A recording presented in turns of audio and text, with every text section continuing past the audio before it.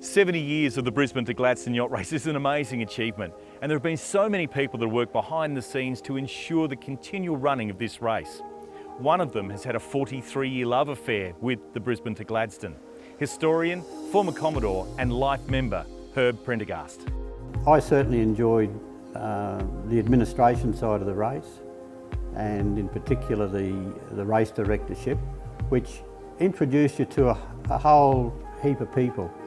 And to this day, I still see a lot of them, and I think that was one of the most enjoyable things about the role of race director, was meeting the people involved, because it's a very people event. The highlights, particularly at the end of the race, the carton of beer being delivered to each boat came about through the chap who was CEO of Carlton United Breweries at the time, and he owned a yacht called Odin.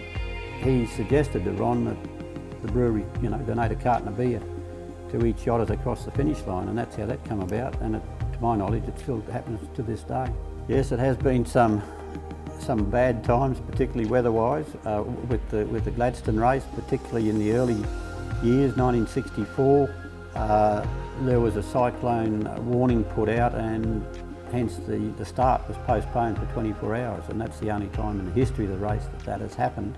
In 1972, Cyclone Emily was a direct hit on the fleet, and some of the stories that have been written about that, are frightening. Some boats, before they got to the point of no return, had no choice but to keep going. And when I say the point of no return, that's up along Fraser Island, pretty much to the north of Fraser Island.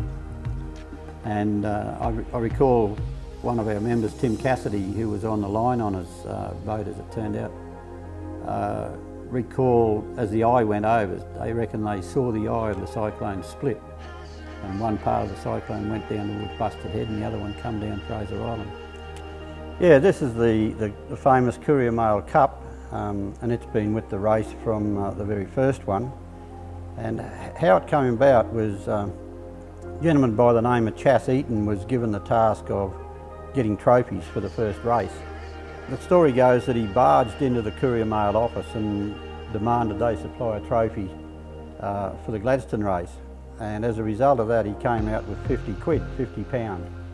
And that was enough to buy this trophy. So it was mounted on at first block, that's the first block there, and has been competed for on an annual basis ever since 1949. In the early days, the winner used to take it home. And as a result of that, it got knocked around a fair bit, because when it was awarded, yes, right, when it was awarded at Gladstone, it was thrown around in the bar of the Gladstone Yacht Club, or the Port Curtis Sailing Club in those days, like a rugby ball.